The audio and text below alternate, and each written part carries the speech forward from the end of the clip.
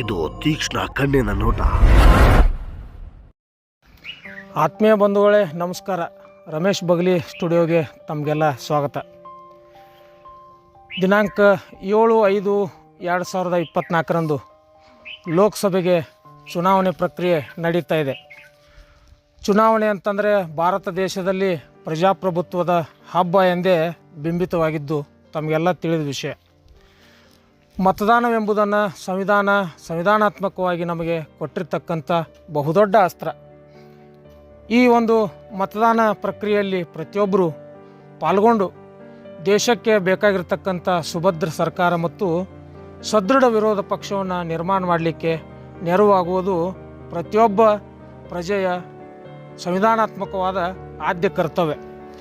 ಇವತ್ತು ಈ ಮತದಾನದ ಬಗ್ಗೆ ಕೆಲವೊಂದಿಷ್ಟು ಸಣ್ಣ ಮಾಹಿತಿಗಳನ್ನು ತಮ್ಮೊಂದಿಗೆ ಹಂಚಿಕೊಳ್ಳಲು ನಾನು ಬಯಸ್ತಾ ಇದ್ದೇನೆ. ನಾನು ಕಲೆ ಹಾಕಿರ್ತಕ್ಕಂಥ ಕೆಲವೊಂದಿಷ್ಟು ಮಾಹಿತಿಗಳ ಪ್ರಕಾರ 2019 ಲೋಕಸಭಾ ಚುನಾವಣೆಯಲ್ಲಿ ಭಾರತ ದೇಶದಲ್ಲಿ ನಡೆದಿರ್ತಕ್ಕಂಥ ಮತದಾನ ಪ್ರಕ್ರಿಯೆ ಒಂದು ಸಣ್ಣ ಸಂಕ್ಷಿಪ್ತ ಒಂದು ಮಾಹಿತಿಯನ್ನು ತಮಗೆ ಒದಗಿಸಲಿಕ್ಕೆ ಬಯಸ್ತಾ ಇದ್ದೇನೆ.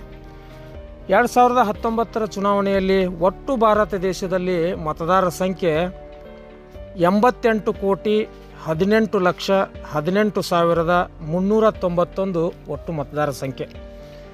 ಅವತ್ತು ಚುನಾವಣೆಯಲ್ಲಿ ಚಲಾವಣೆಗೊಂಡಿರ್ತಕ್ಕಂಥ ಮತದಾನದ ಸಂಖ್ಯೆ 61,30,41,41,974. ಅವತ್ತು ಇಡೀ ದೇಶಾದ್ಯಂತ ಮತದಾನದ ಪ್ರಕ್ರಿಯೆಯಿಂದ ದೂರ ಉಳಿದಂಥ ಮತದಾರರ ಸಂಖ್ಯೆ 26,86,76,417. ಬಹುದೊಡ್ಡ ಸಂಖ್ಯೆಯಲ್ಲಿ ಇಡೀ ದೇಶಾದ್ಯಂತ ಮತದಾರರು ಮತದಾನ ಪ್ರಕ್ರಿಯೆಯಿಂದ ದೂರ ಉಳಿದಿದ್ದು ದುರದೃಷ್ಟಕರ. ಅದನ್ನೇ ನಾವು ಕರ್ನಾಟಕದ ರಾಜ್ಯದ ಮಟ್ಟಿಗೆ ಅಂಕಿಅಂಶಗಳನ್ನು ತೆಗೆದುಕೊಳ್ಳುವುದಾದರೆ ಅಂದು ಕರ್ನಾಟಕ ರಾಜ್ಯದಲ್ಲಿ ಒಟ್ಟು ಮತದಾರರ ಸಂಖ್ಯೆ 4,90,70,19 ಒಟ್ಟು ಮತದಾರರ ಸಂಖ್ಯೆ.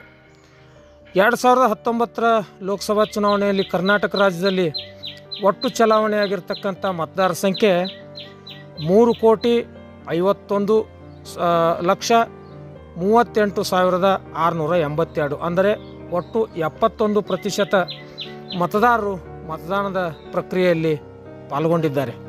ಮತದಾನದಿಂದ ದೂರ ಉಳಿದವರ ಸಂಖ್ಯೆ ಏನು ಕಡಿಮೆ ಇಲ್ಲ. 1,43,31,337 ಮತದಾರರು ಮತದಾನ ಪ್ರಕ್ರಿಯೆಯಿಂದ ಅವತ್ತು ದೂರ ಉಳಿದಿದ್ದಾರೆ.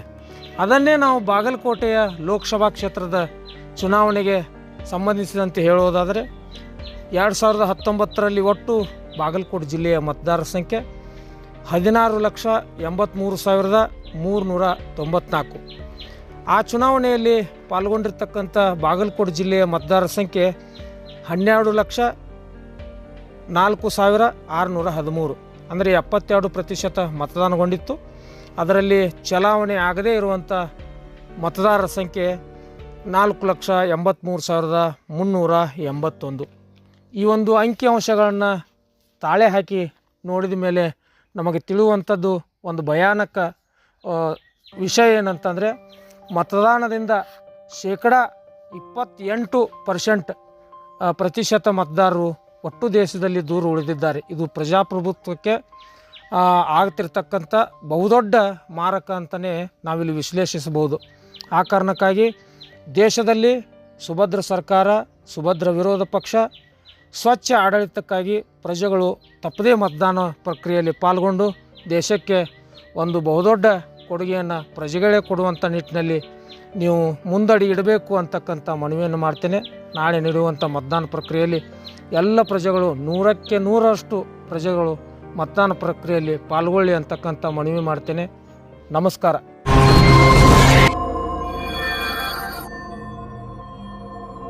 ಇದು ತೀಕ್ಷ್ಣ ಕಣ್ಣಿನ ನೋಟ.